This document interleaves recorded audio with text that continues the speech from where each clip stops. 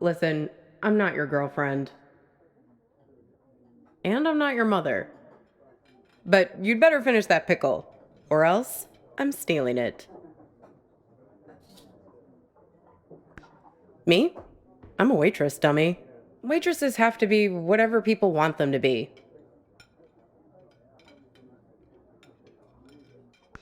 Yeah, but not today. Don't worry. Thursday's my day off.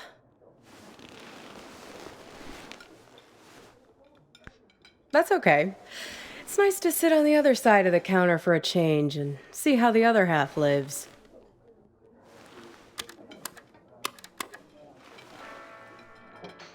This music, isn't it dreamy?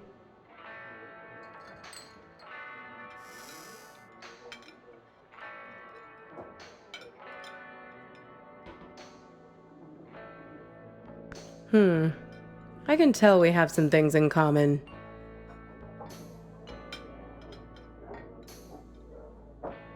We both have to live by our wits. Hitchhiking isn't an easy trade. Waiting tables isn't either. I'll show you what I mean. Corned beef hash with 3 eggs over easy, whole wheat toast and hash browns. 2 eggs scrambled with bacon, sausage, English muffin, and french fries with mayo instead of ketchup. 3 eggs over easy with well-done bacon and a side salad, hold the toast, Greek omelet with well-done hash browns and white toast, a short stack of blueberry pancakes, coffees all around, and 1 Diet Coke. So, how many orders of toast were there?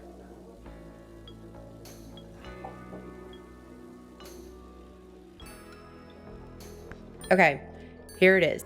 Corned beef hash with 3 eggs over easy, whole wheat toast and hash browns. 2 eggs scrambled with bacon, sausage, English muffin, and french fries with mayo instead of ketchup.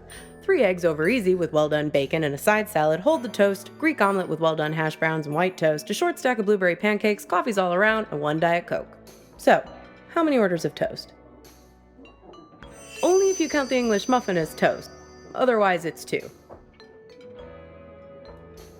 I figure there's an art to hitching a ride. You have to be able to read people very quickly.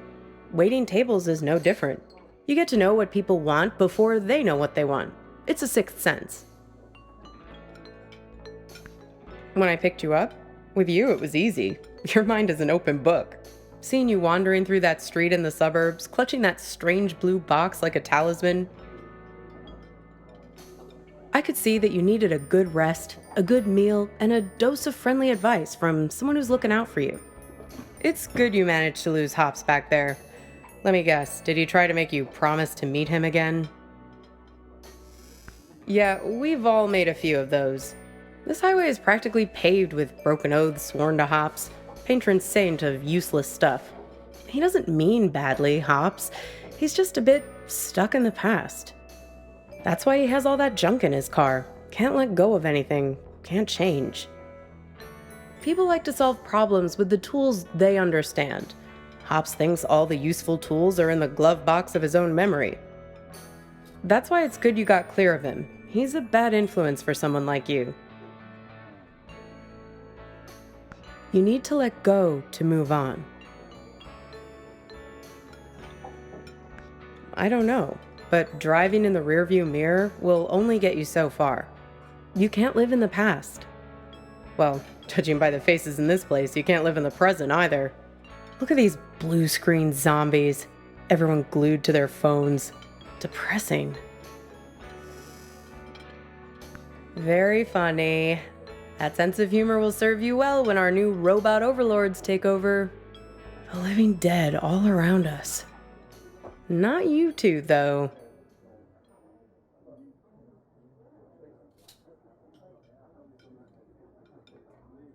You and your girlfriend.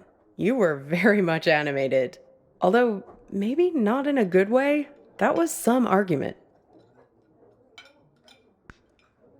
You were right over there, sitting at the counter.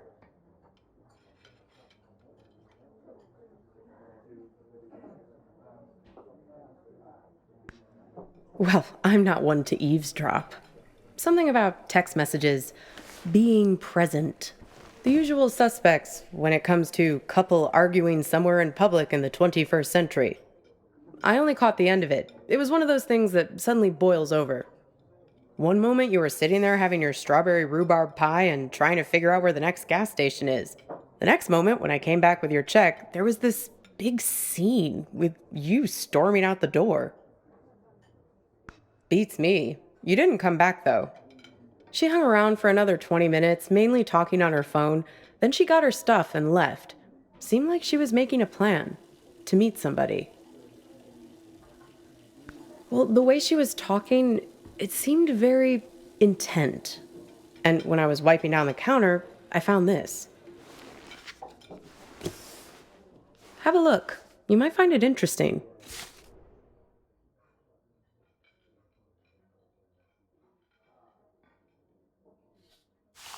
Weird, right? Gets weirder, though. Check out the back.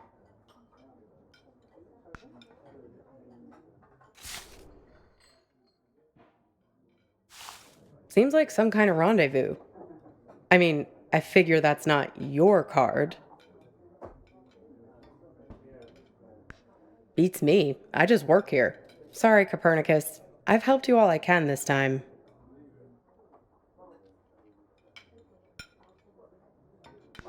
Like I said, we all know each other on this highway.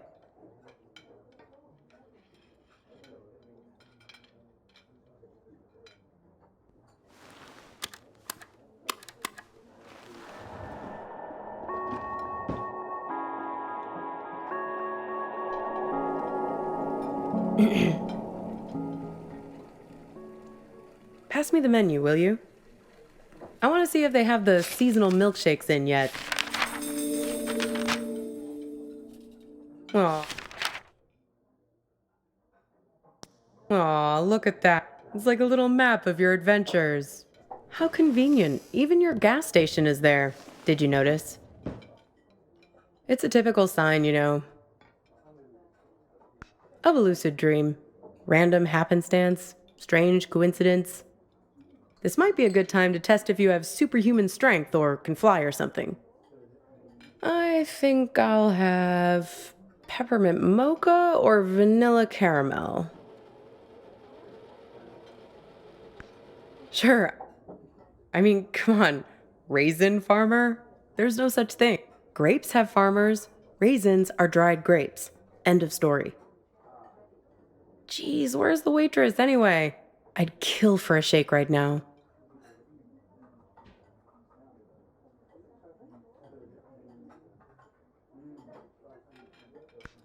Well, things become real when we invest meaning in them, when we make them real. It's not a theory. There's a poem about this. A guy is having an argument with his friend. He's freaking out because the meaning of every word, everything, every idea seems to be falling apart.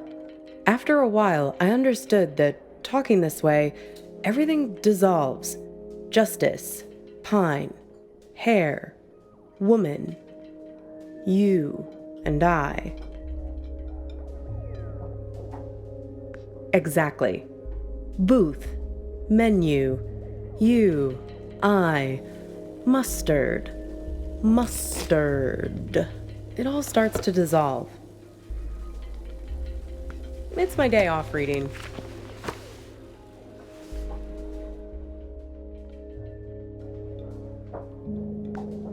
Well, he remembers this lover he had, and that helps him get his head screwed on straight again. Well, in a sense. It's more that he thinks back to what it was like when they were together, and the different memories come together and leave him with a sense of specificity. That things are real and not just a big pile of words and concepts and stuff that fall apart the moment you try to squeeze them tight. He thinks back to when he was a boy and remembers this river where he would try to catch the little orange silverfish called pumpkin seed. That's nice, right? Feels good to say. Pumpkin seed. Makes things feel more real. Look at me. Don't forget me. See me for who I am. Pumpkin seed. You'd be surprised. It's the curse of the diner waitress. Less a real person and more a blank screen. Oh yeah, plenty of that. But also just these cliches people have with diners. Are you sure about that? Or is that just what you want me to be? You don't seem to realize that you're the one pulling the strings in here.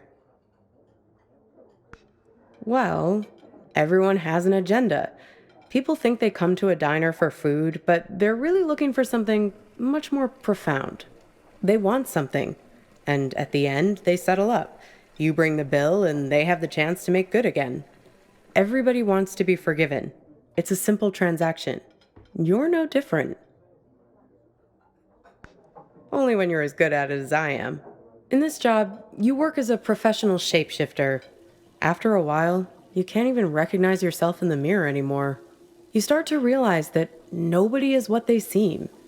Not you, especially not them. This whole modern problem of people not really being present, it's everywhere. And technology only makes it worse. Once the robot doubles started showing up, that was the tipping point. Robot doubles. The first models were so expensive, only Silicon Valley types could afford them, like electric cars. But pretty soon it got to the point where basically anybody could afford a robot double of themselves. You could pick one up at Walmart, one aisle over from the toilet paper and the firearms. Pretty much anything you want. But there's where you have to be careful. It acts like you, but it only performs at about 70% of your capabilities. It's you, after a bunch of drinks.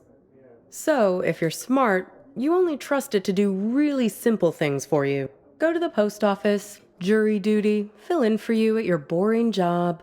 But people are lazy. They grow dependent on their robos, use them for all kinds of things they shouldn't, making complex calculations, blowing up boulders. People send their robos off to be with their wives, their families, while carrying on affairs. Check it out. Imagine you and I are in a relationship. Then you notice I'm acting a little slow. My eyes aren't focusing quite right. Like this. Look. See it?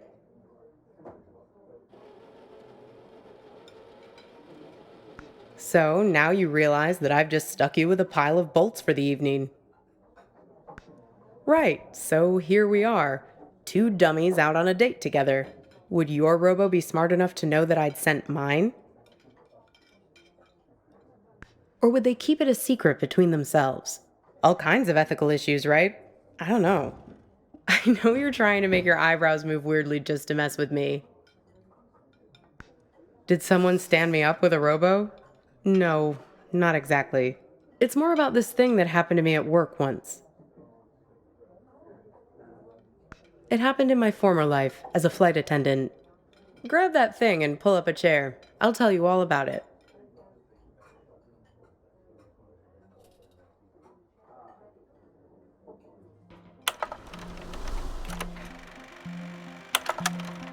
You feel like a sack of bolts yourself doing these safety demonstrations.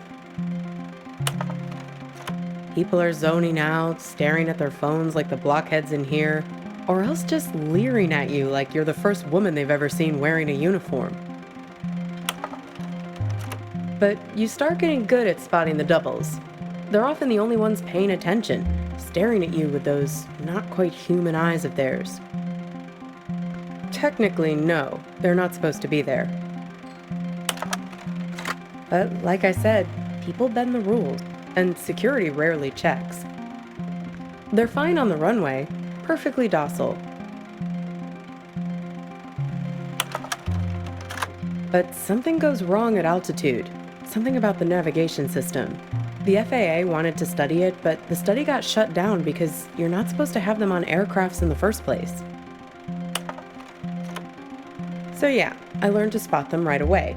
It becomes a job requirement, a matter of survival. Here, try your luck. Have a look at the table. So, 1 mustard, fine. 3 mustards, not so fine. The one on the left is the real one. See if you can track it. Keep your eyes on the prize. 10 will get you 30. Uh-oh, you just accused Mr. Corporate Entitlement of being a robot. Unfortunately, it's really him. That's going to cost you 1 complimentary business class upgrade. Want to play again?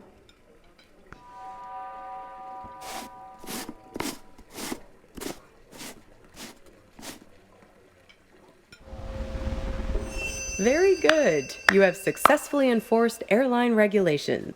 Want to play again? So, where was I? Pick that up again, and I'll show you what happened next.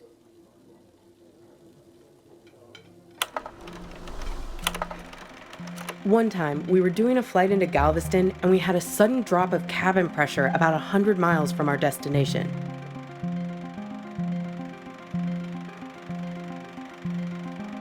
No, but imagine this. Everyone's freaking out. I'm trying to help a girl with her arm in a cast to get her oxygen mask over her head. Suddenly, I'm aware of this Frankenstein monster lurching towards me. The robos, they're like an army of the undead.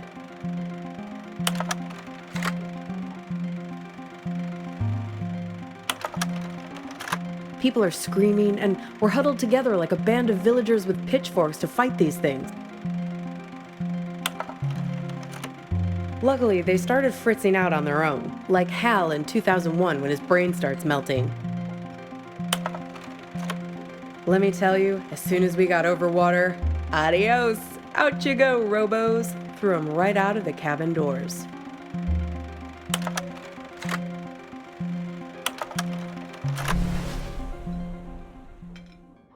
Throwing the robos off the plane? No, you're right. That didn't actually happen. You can't just open the hatch door like that. But it's a nice image, right? I like to think of it sometimes when I'm lying in bed trying to sleep.